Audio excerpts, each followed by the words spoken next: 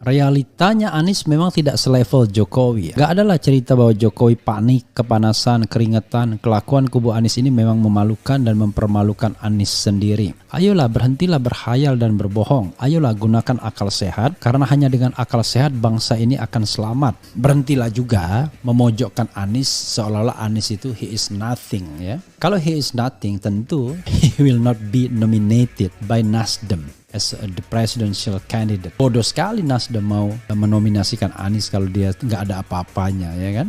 Jujur, saya takut dengan Anies kalau jadi presiden. Hancur negeri ini, pecah NKRI, katanya ya. Akan dijual negeri ini. Dia bukan alien, bukan manusia planet yang tiba-tiba muncul begitu saja merusak bumi ini atau merusak negeri ini. Dia adalah gubernur DKI Jakarta, mantan menteri pendidikan yang bisa kita lihat track recordnya. Ya kan? Apakah dia menjadi track record pemecah belah bangsa? Apakah dia memiliki track record untuk membuat negeri ini akan dijual ke luar negeri? Apa nggak kebalik tuh nanti yang kritis pada pemerintahan sekarang? Sekarang kita bicara mengenai perkataan Ade Armando yang tidak terima dengan Anies yang dianggap dilebih-lebihkan, ya. Dan kita tahu memang Ade Armando dan katakanlah YouTube-nya, ya, gengnya memang sangat oppose terhadap Anies Baswedan dan sah-sah saja, ya. Tetapi memang luar biasa. Maksudnya luar biasanya begini. Pada dasarnya kan dia ASN sesungguhnya. Tapi begitu vulgar dalam berpolitik. Ya mungkin beberapa ASN lah juga vulgar juga. Harusnya nggak boleh, ya. Tapi it's okay lah, ya. Ini bagian dari dinamika berpendapat, ya. Ngomel-ngomel lagi Ade Armando ke loyalis Anies Baswedan. Ayolah berhentilah berhayal dan berbohong. Realitanya dia tidak selevel Jokowi. Is it, ya? Benarkah? Atau malah jangan-jangan sebaliknya? This is also the question, ya. Jadi kalau kita membandingkan level Jokowi dan Anies Baswedan, ya saya dengan mohon maaf mengatakan bahwa Anies ya sangat level, ya. Bahkan mungkin di atas Presiden Jokowi. Kalau kita balikan pada kondisi sama-sama sebagai calon presiden, ya. Berarti kita harus balik ke kondisi 2012, 2 tahun sebelum pencapresan, dan sekarang 2 tahun sebelum pemilihan, 2 tahun sebelum pemilihan. Jadi kita to be fair, kondisi Jokowi 2012 dan kondisi Anies 2022, ya jauh baik Anies lah, ya kan? Jadi kita harus frankly speaking, jangan juga kemudian kita menutup mata dengan data-data yang sifatnya kuantitatif, ya. 2012 Presiden Jokowi itu baru saja dia terpilih sebagai gubernur DKI. Belum ngapa-ngapain, ya kan? Baru mau dilantik sebagai gubernur DKI. 2022 Anies sudah paripurna menjadi gubernur DKI. Oke, Jokowi menjadi wali kota Solo, tapi Solo adalah kota yang homogen, ya, bukan kota yang challenging. Ya, yang challenging itu ya kota-kota yang sifatnya agak metropolitan, ya, seperti Palembang, Medan, ya, Ujung Pandang, Makassar.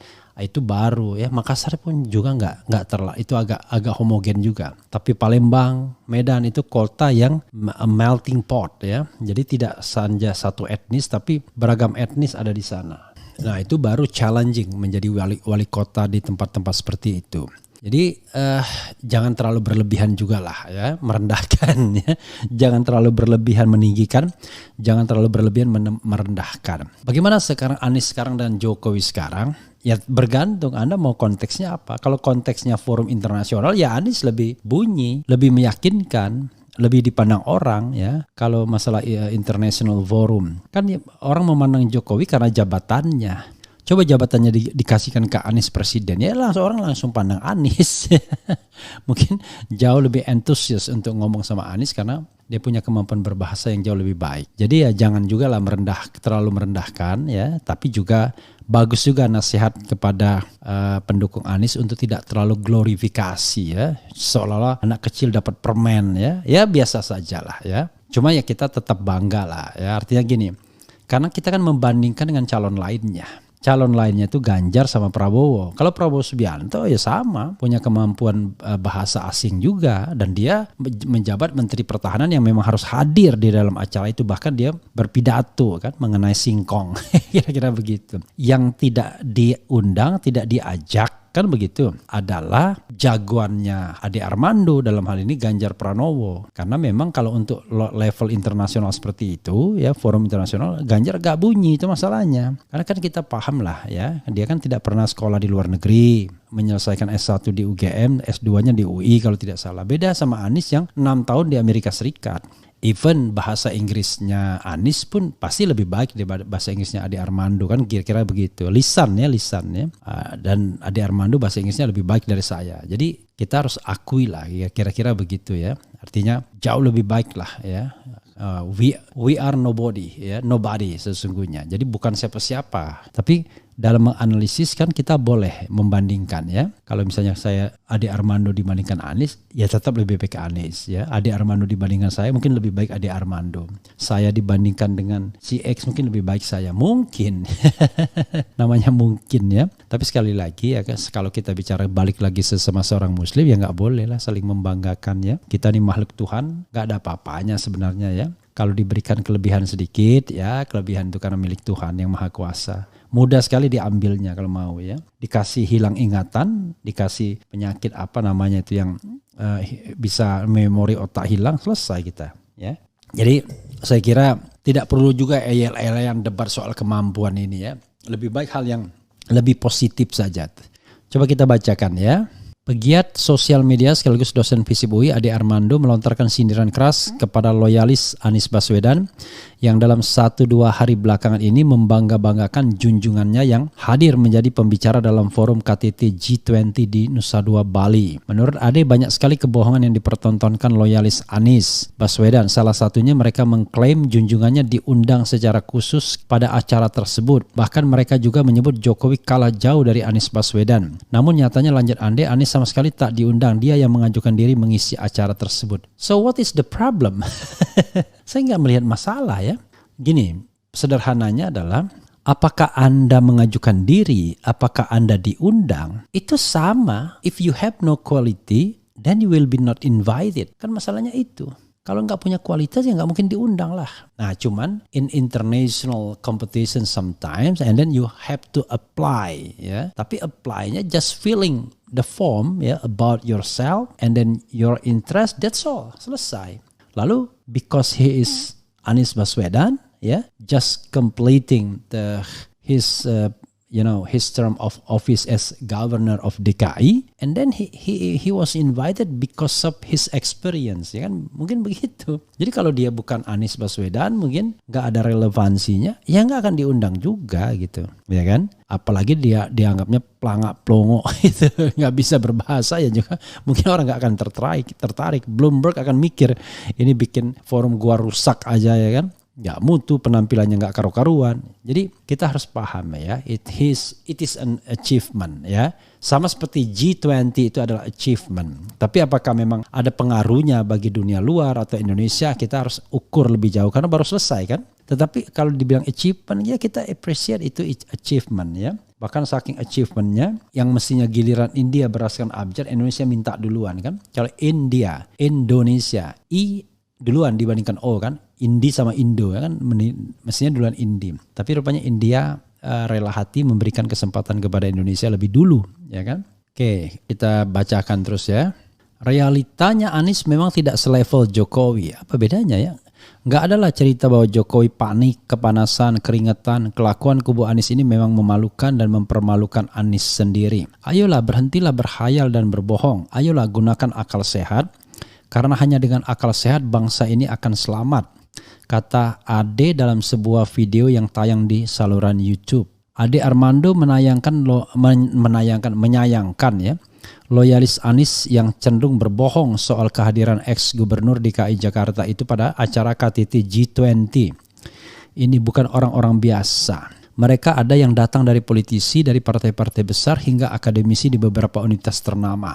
Tak kurang dari anggota Komisi 6 DPR RI dari Partai Demokrat, Herman Khairon, kepada media bilang kehadiran Anies Baswedan dalam forum G20 menunjukkan kinerjanya diakui dunia. Ada pula, wah ini kan opini, nggak ada bohongnya kan. Ada pula sama seperti klaimnya one of PDIP member, he said that Mr. Jokowi is suitable for the UN Secretary General after completing his term of office as the President of Republic of Indonesia kan begitu.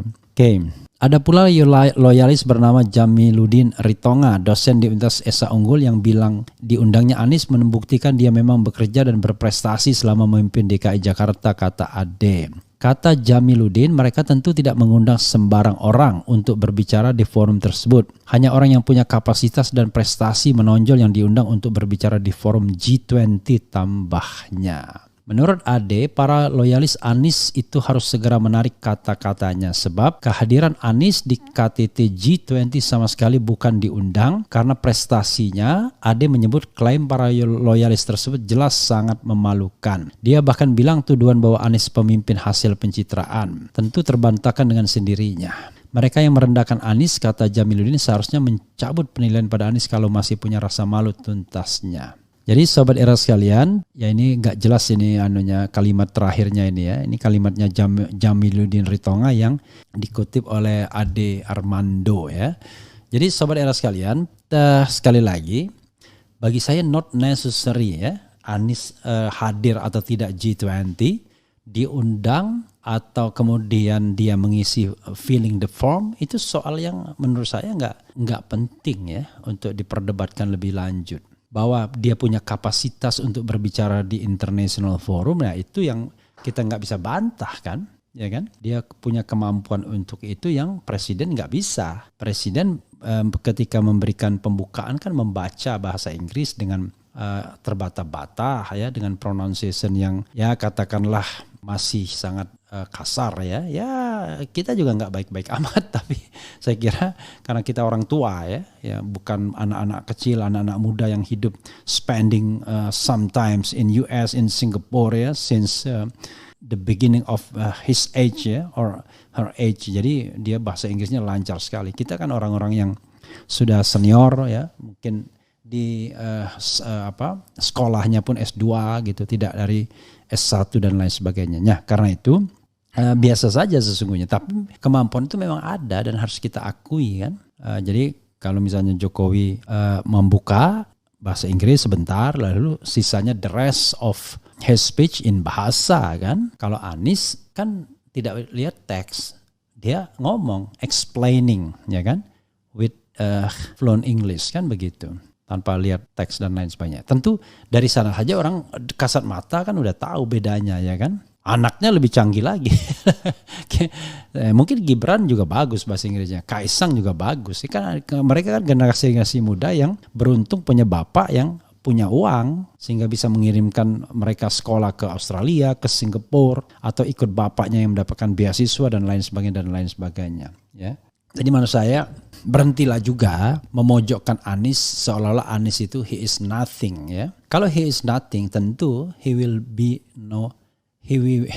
not be nominated by Nasdem as the presidential candidate. Bodoh sekali Nasdem mau menominasikan Anies kalau dia nggak ada apa-apanya ya kan.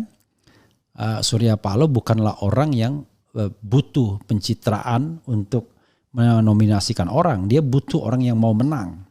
Itulah sebabnya salah satu keberhasilan Nasdem dalam pemilihan kepala daerah adalah dia betul-betul survei calon-calon kepala daerahnya siapa yang kira-kira punya potensi menang. Kalau punya potensi menang dia dukung ya, based on scientific proof ya. Karena itu ya jadi harus betul-betul kita melihatnya ya sebagai sesuatu yang logical, sesuatu yang logis ya. Kenapa seorang Surya Paloh mau menominasikan Anies Baswedan?